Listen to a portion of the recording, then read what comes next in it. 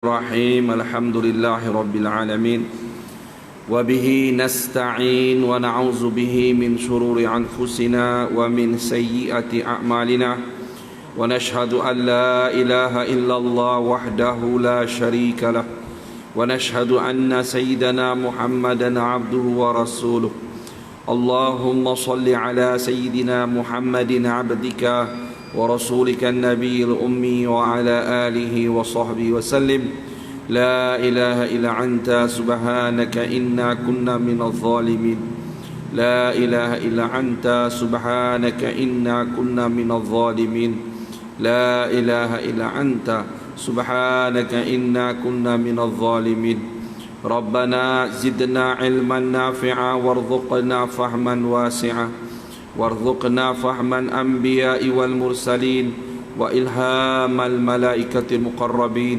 والحمد لله رب العالمين أما بعد.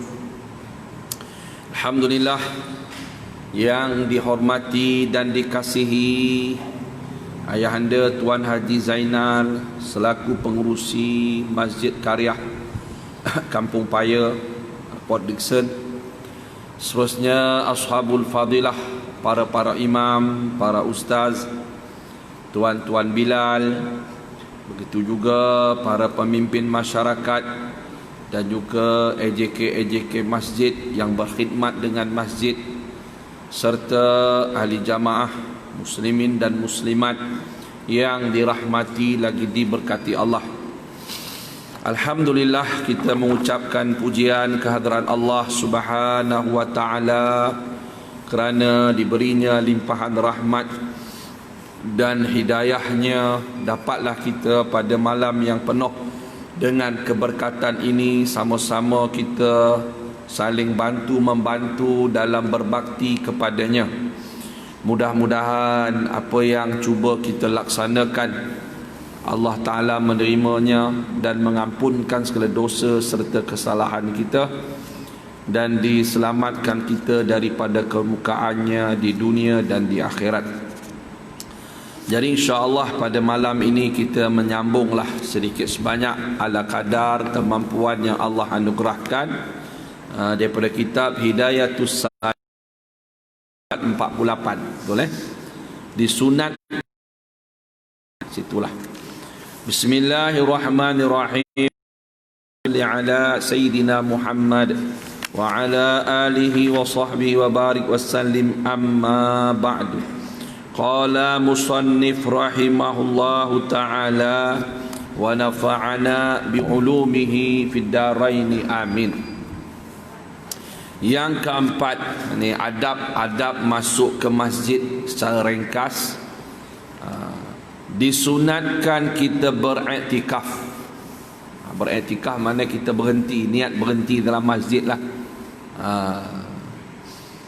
Kemudian daripada itu, yakni selepas kita menunaikan sembahyang tahiyatul masjid, sekiranya kita sampai ke dalam masjid, belum lagi ada sembahyang fardu, belum lagi diiqamatkan dan ada ruang untuk kita sembahyang sunat, sunat tahiyatul masjid lah, kita dituntutlah sebelum kita duduk kita sembahyanglah sunat tahiyatul masjid. Tapi sekiranya kita sampai di masjid selepas azan atau azan dikumandangkan, maka kita tak perlulah sembahyang sunat tahiyatul masjid, memadai kita sembahyang sunat qabliyah sahaja, qabliyah fardu lah. Sebelum sembahyang sunat sebelum sembahyang fardu subuh, sembahyanglah sunat subuh, atau sebelum zuhur kita sembahyanglah sunat sebelum zuhur, sebelum maghrib. Jadi dia kata itu pun sudah memadai. Maknanya 2 rakaat yang kita lakukan sembahyang sunat qabliyah tersebut sudah merangkumi sembahyang sunat tahiyatul masjid. Cuma ada sebagian ulama berpendapat eloklah kalau kita sembahyang sunat qabliyah tersebut kita niatkan dua-dua sekali, sembahyang sunat tahiyatul qabliyah serta tahiyatul masjid 2 rakaat kerana Allah Ta'ala. Okay. Kalau tak dapat langsung sampai dah qomat dah, jadi lagi tak boleh tahiyatul masjid pasal kita nak sembahyang fardu. Okey, jadi selepas daripada itu kita pun sunatlah berniat iktikaf. Kemudian daripada itu engkau berniat iktikaf. Jadi iktikaf ni dalam mazhab Imam Syafi'i sunat muakkadah. Sunat yang amat dituntutkan. Dituntut. Jadi mari kita masuk saja masjid kan sekarang ni, kita niatlah dalam hati kita, aku beriktikaf kerana Allah Taala. Kan? Lafaz niatnya, mana sebutan niatnya ialah nawaitul i'tikafa fi hadzal masjidi lillahi ta'ala. Artinya sahaja aku beriktikaf di dalam masjid ini kerana Allah Ta'ala. Jadi iktikaf hanya dalam masjid sajalah. Kan dia iktikaf madrasah ke, di rumah ke, tidak jadilah, mesti tempat itu disediakan untuk masjid sahaja. Itu boleh baru kita sah beriktikaf. Lebih-lebih lagi pada bulan Ramadan, dan paling dituntut ada 10 akhir Ramadan. Kerana Nabi SAW bersabda, yakni kelebihan beriktikaf ni, man i'takafa imanan wa ihtisaban ghafarallahu ma taqaddama min dhanbihi, atau kama qala. Maksudnya, sesiapa yang beriktikaf di dalam masjid dalam keadaan percaya kepada Allah Ta'ala, ni berimanlah, dan kerana Allah Ta'ala, nescaya Allah Ta'ala mengampuni segala dosanya yang terdahulu.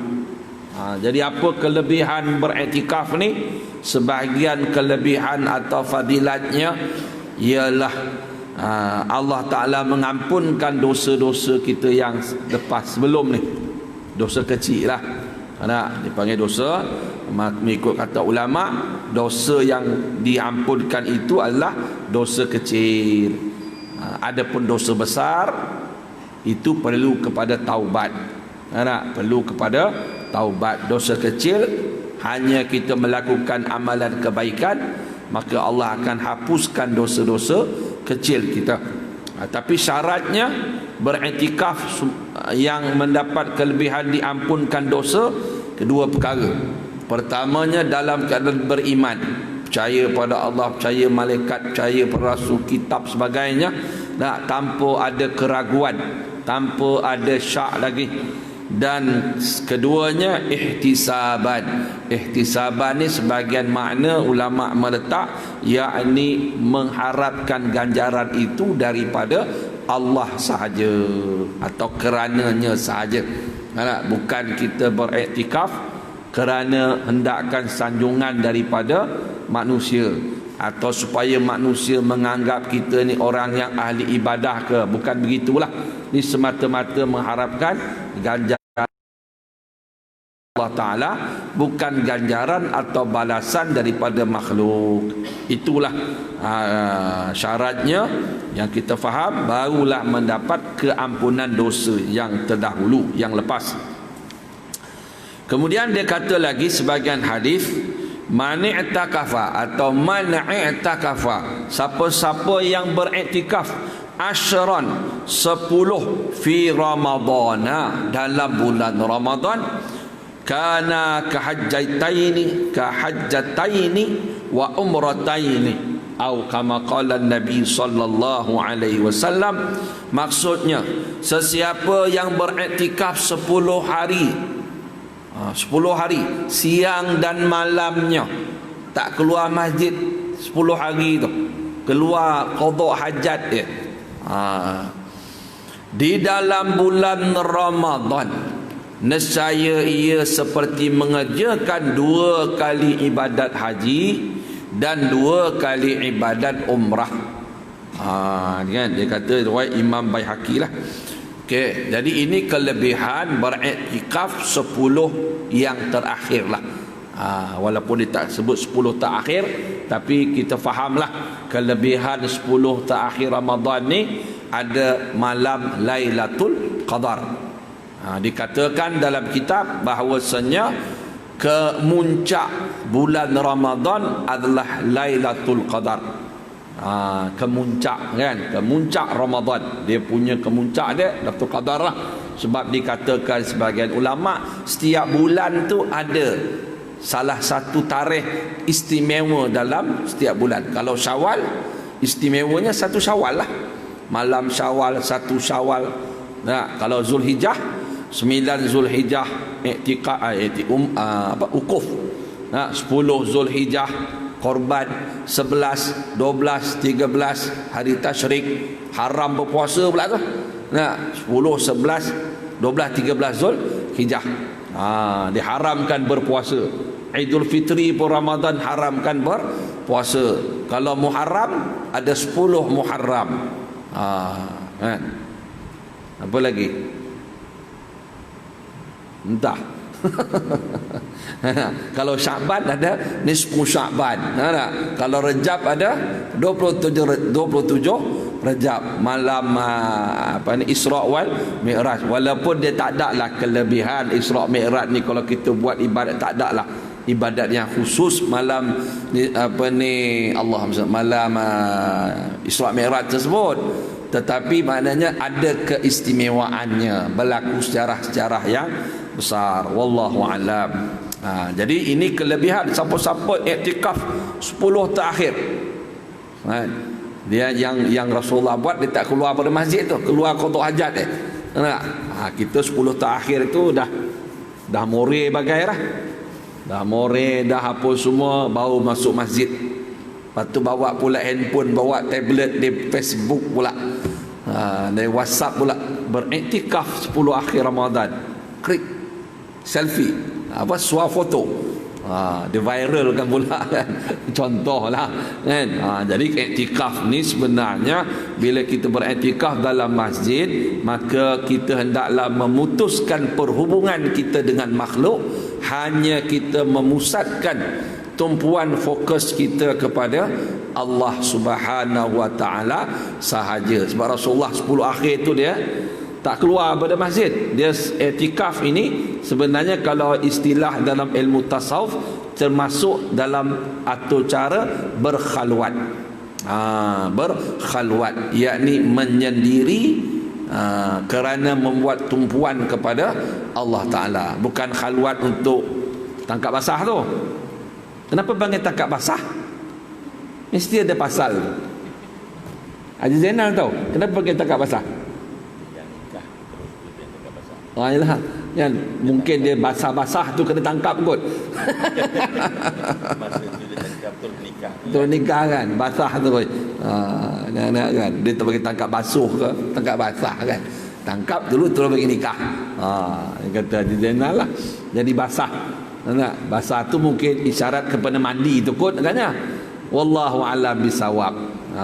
Agak-agak lah kena tanyalah pasal asal usul punca panggil tangkap basah. Kan? Tanyalah orang pejabat agama, dulu panggil tangkap basah kan. Sekarang tak panggil kot. So khabar tak cakap tangkap basah kan, rasanya lah. Dia panggil tangkap khalwat je. Tangkap basah. Perumpamaan lah. Itu perumpamaan. Mesti ada pasal tu. Kan? Mesti ada pasal. Okey, masuklah kitab ni balik. Jadi kelebihan dia, ni bulan Ramadan dah, bulan lain tak dapat. Seperti mengerjakan 2 kali ibadat haji dan 2 kali ibadat umrah. Tak pergi haji lah kita tak pergi umrah lah. Umrah dan haji itu tentulah ada keistimewaan yang lain. Ini seperti bulan. Bukanlah bulan pun orang tu kan, tengok engkau ni seperti bulan lah, cantik comel seperti bulan. Bukanlah hakikat bulan pun, sebab hakikat ibadat haji ada ukuf, ada melontar, ada sa'i. Ini dari segi sudut perumpamaan, seolah-olahnya mendapat ibadat haji 2 kali. Pahala hanya Allah dan Rasul saja yang fahamlah. Jangan ambil nanti kalau macam ni tak payah pergi haji lah, tak payah pergi umrah lah. Sebab bila kita pergi haji ada pula fadilat yang lain. Sebab dia semayang dalam Masjidil Haram kan, berapa ratus ribu pula. kan? Beriktikaf di Masjidil Haram, tengok Kaabah pun dapat pahala, kan? Okey, begitu juga umrah. Okey, masuk kitab ni lagi. Kemudian dia kata lagi, itu bila iktikaf ni. Jadi iktikaf ni sunatlah hukumnya. Sunatlah hukumnya. Ada setengah ulama kata boleh juga bila kita masuk masjid, kita niatkan iktikaf nazar. Tapi jangan sebut masa. Kita masuk saja masjid, kita kata aku iktikaf nazar dalam masjid ni. Aku iktikaf nazar dalam masjid ni supaya mendapat pahala lebih banyak. Pahala lebih besar. Sebab dia nazar jadi wajib. Kan, sebab ibadat wajib lebih besar pahala pada ibadat sunat. Tapi jangan sebut masa. Aku iktikaf nazar, contoh kan, aku iktikaf nazar dalam masjid ni sehari semalam. Polak lah kau. Dia kena duduk dalam masjid sehari semalam kan. Jadi dia duduk je, dia iktikaf. Dia jangan kait dengan masa 2 jam ke 3 jam ke, jangan. Sebab itu nanti membebankan kita. Kita kena penuhi masa tersebut. Kan? Dan boleh kita meniatkan pahala iktikaf ini kepada muslimin muslimat, kan? Di pahala tu kan, kita niatkan pahala kepada ibu bapa kita, muslimin muslimat mukminin, pada Rasulullah SAW, pada sahabat-sahabat tabi'in, boleh, tak ada masalah. Kan?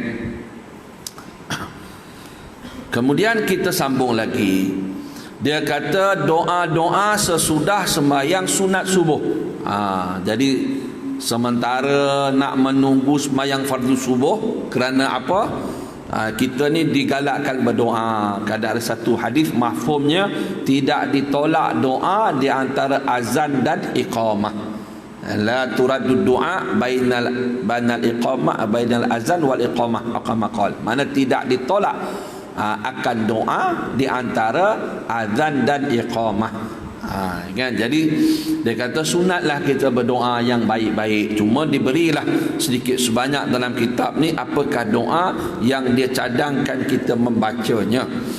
Dan bacalah doa yang dibaca oleh Rasulullah SAW sesudah selesai melakukan sembahyang sunat subuh 2 rakaat.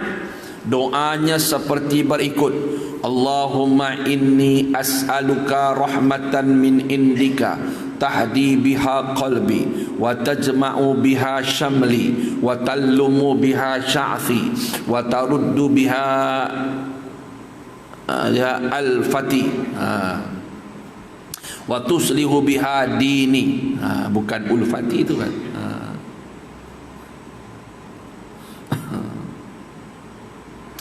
Wa tuslu biha dini wa taqdi biha daini wa tahfadhu biha ghaibi wa tarfa'u biha syahidi wa tuzakki biha amali wa tubayyidu biha wajhi.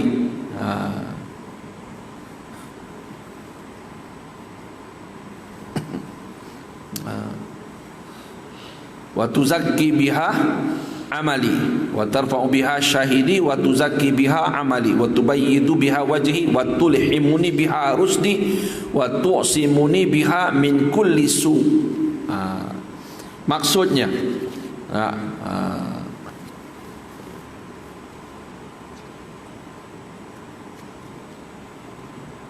ulfati, betul lah.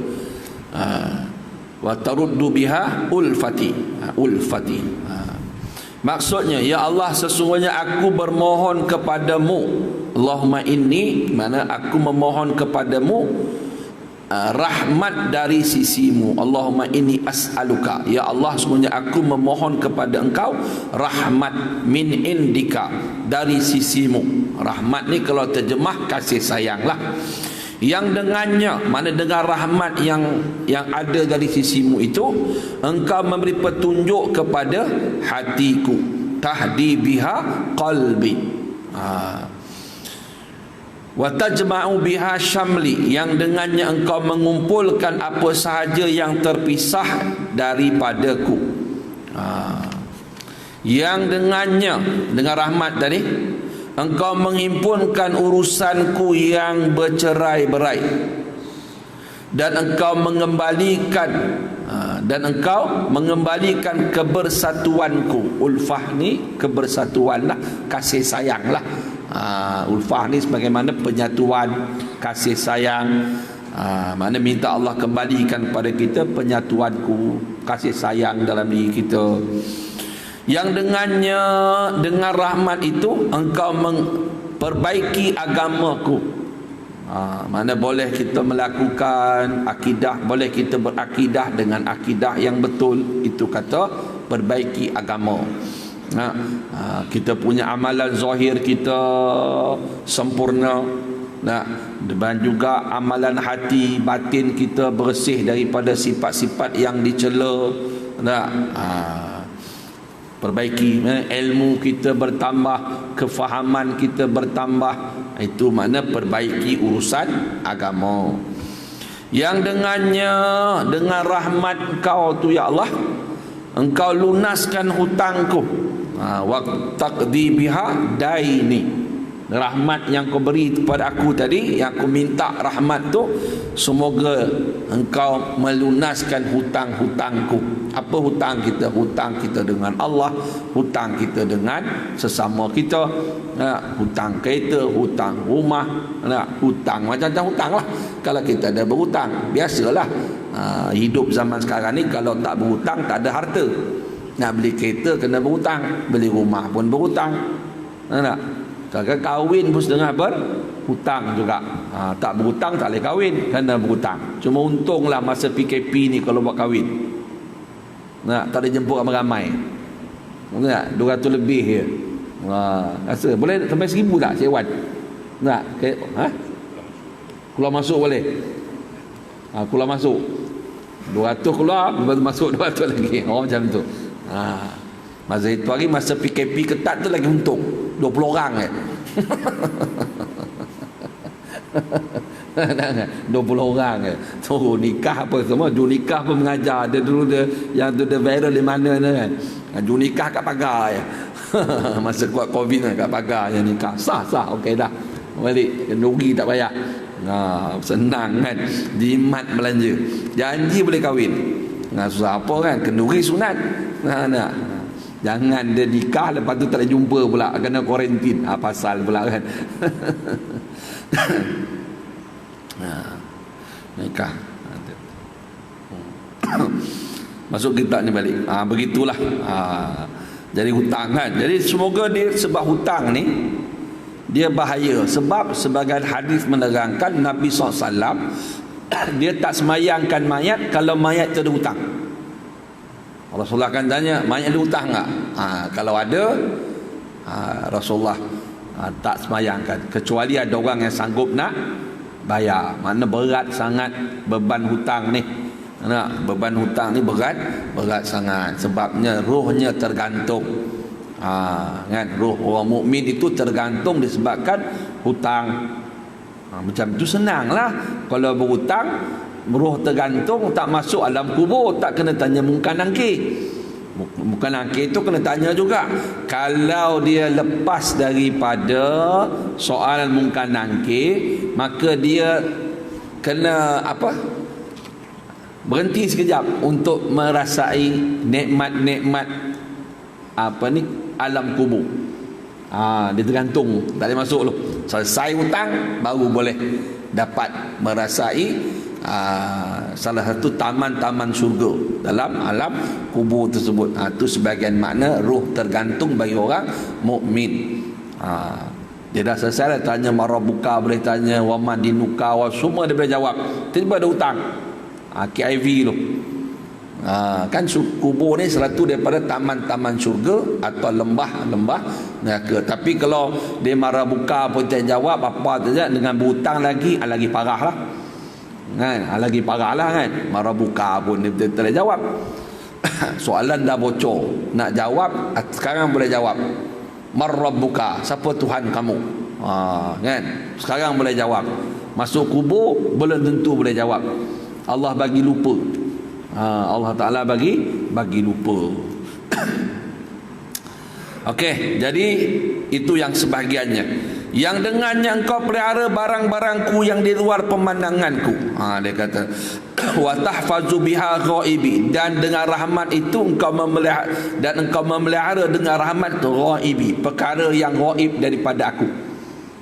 Benda yang kita tak tahu, barang kita ke ghaib apa sajalah yang kita tak nampak, atau alam gaib, alam kubur kita ke, boleh masuk gaib juga, benda yang kita tak nampak.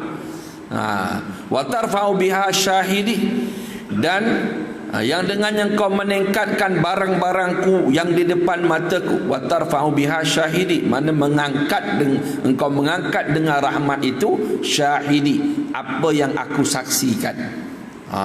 Syahidi itu setengah dia terjemah makna zahirku, diangkatkan zahir kita. Makna segi ibadat kita, amalan zahiriah kita itu Allah Ta'ala penaikkan mutunya. Kan dia punya kualiti itu diangkat, amalan zahir kita itu diangkatkan kualitinya. Wa tuzakki biha amali, dan dengannya, yang dengannya ini dengan rahmat engkau tadi, engkau menyucikan amalanku, bersihkan amalan kita daripada segala sifat-sifat riak, kan. Wa tubayyidu biha wajhi, yang dengannya engkau memutihkan mukaku, putih pada padang mahsyar di hari kiamat, pada hari yang hitamlah wajah-wajah, tetapi wajah kita putih berseri. Bila putih berseri, maka Nabi SAW akan kenal lah kita ni umatnya. Pada jauh lagi dia kenal, ini umatku, sebab wajahnya berseri-seri, putih. Yang dia kata lagi, wa tulhimuni biha rusdi, yang dengan yang kau menunjukkan kecedikanku. Rusdi dikata kecedikanku, ataupun kebenaran, dan kau mengilhamkan kepadaku. Wa tulhimuni, dan kau mengilham kepadaku biha, dengannya, dengan rahmat tu, rusdi, yakni petunjuk lah. Kan, petunjuk atau cerdik pun boleh. Cerdik di sini bukanlah pintar macam Bill Gates tu. Mana pintar ni kerana sentiasa mengingat kepada mati, membuat persiapan kepada mati. Dia boleh mengawal kehendak nafsunya. Dia boleh mengawal kehendak nafsunya yang bukan-bukan tu. Itu dipanggil cerdik dalam agama. Kalau tak cerdik, pasien tu Fir'aun pun cerdik. Boleh buat piramid, Fir'aun. Qarun pun cerdik, kaya sampai sekarang.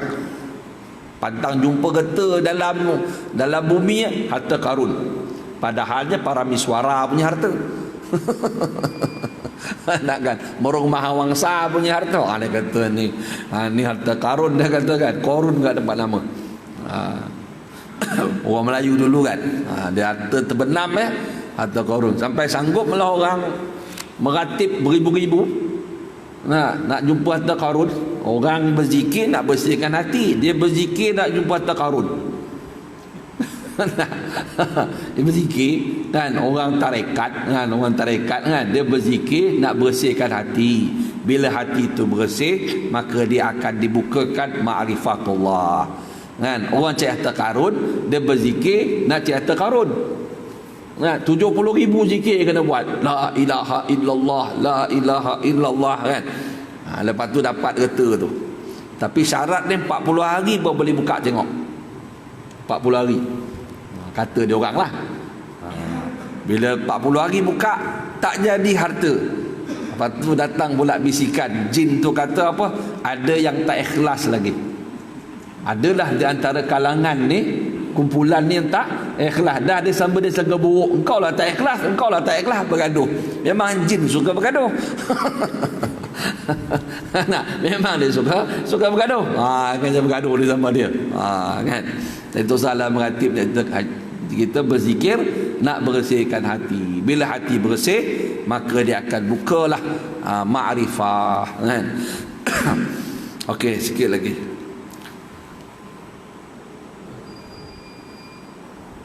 Rusak 837. Kena ke SOP. Tega SOP kena 1000 kan.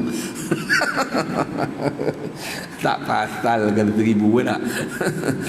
Dapat allowance 100. Nak kena taman 1000. Kena tambah 900. Kena cari lagi pula 900. Gurau jadi.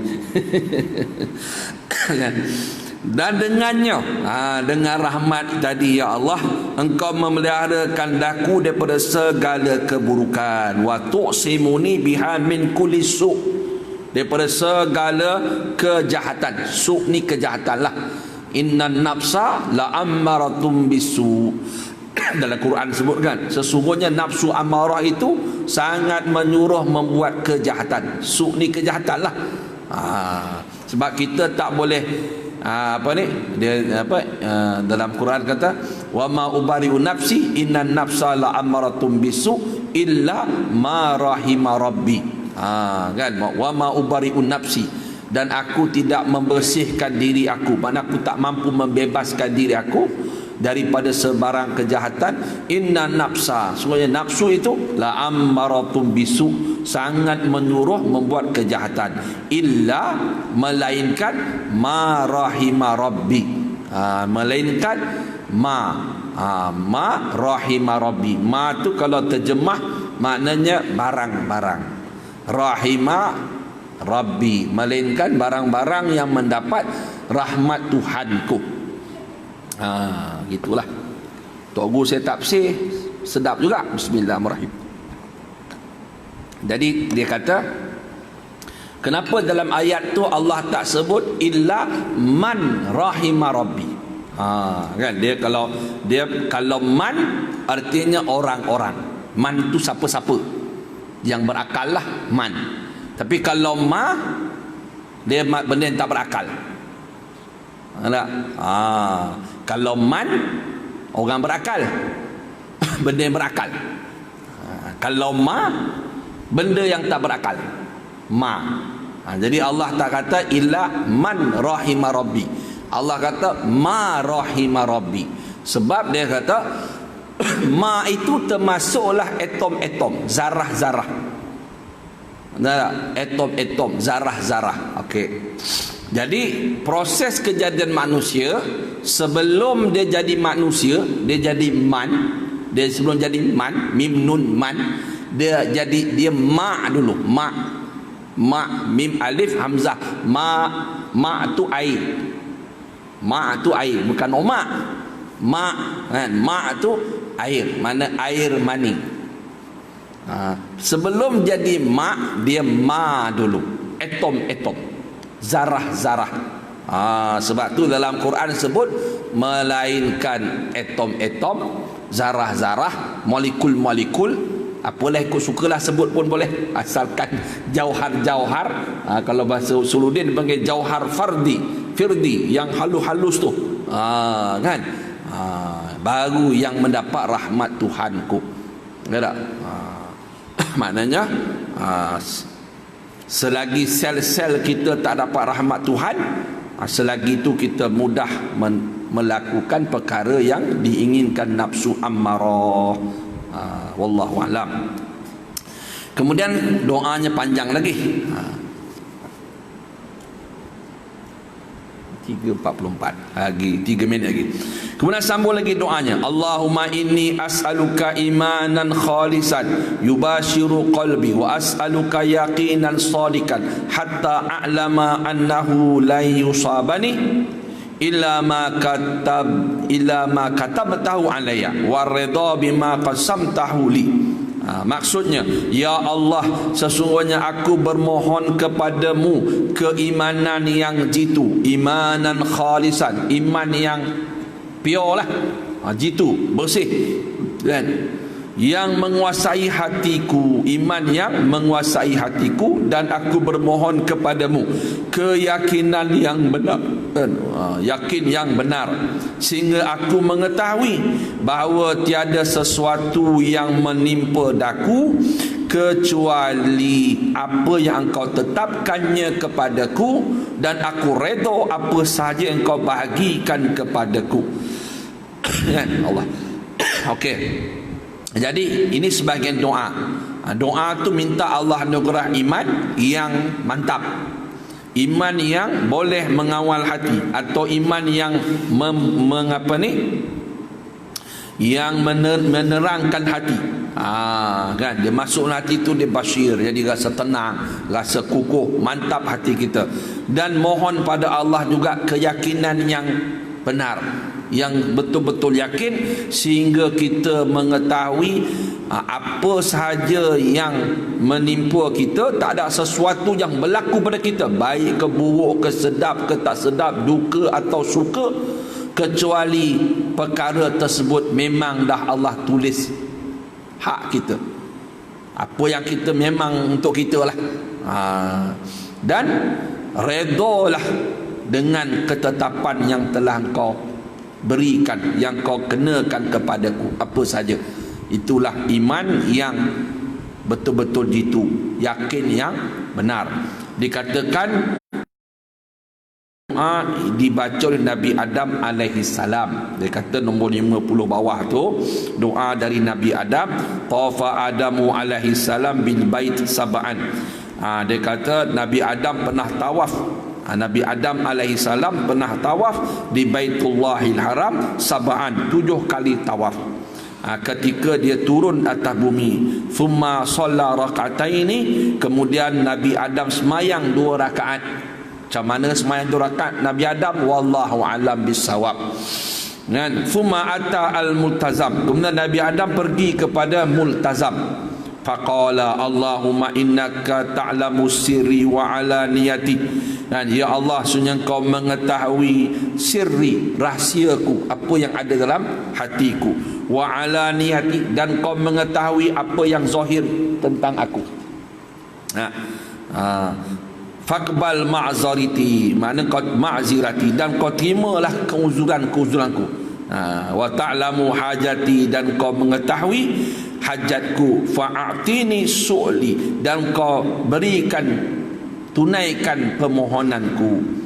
Itulah Allahumma inni as'aluka imanan yubashiru qalbi wa yaqinan sadikan hatta a'lama pun boleh, hatta a'lama lah, annahu la yusibani illa ma katabta wa ridha bima qadaita alayya. Jadi dikatakan ini sebahagian doa Nabi Adam alaihi salam, minta keyakinan, redha dengan takdir Allah. Jadi begitulah sikit sebanyak yang boleh kita kongsi ala qadar, sebagian doa, sebagian adab. Dan kalau kita tak hafal doa-doa yang begini pun, kita doalah yang pendek pun boleh. Rabbana atina fid dunya hasanah wa fil akhirati hasanah wa qina azabannar. Apa sajalah doa-doa yang kebaikan, yang membawa kita dekat dengan Allah Ta'ala, jauh pada neraka Allah. Minta Allah tetapkan iman, akidah kita dan sebagainya. Jadi begitulah sikit sebanyak yang boleh kita kongsi ala qadar. Yang baik itu daripada Allah Subhanahu wa taala, yang buruk daripada nafsu saya sendiri. Wallahu rasuluhu wa huwa a'lam. Bismillahirrahmanirrahim.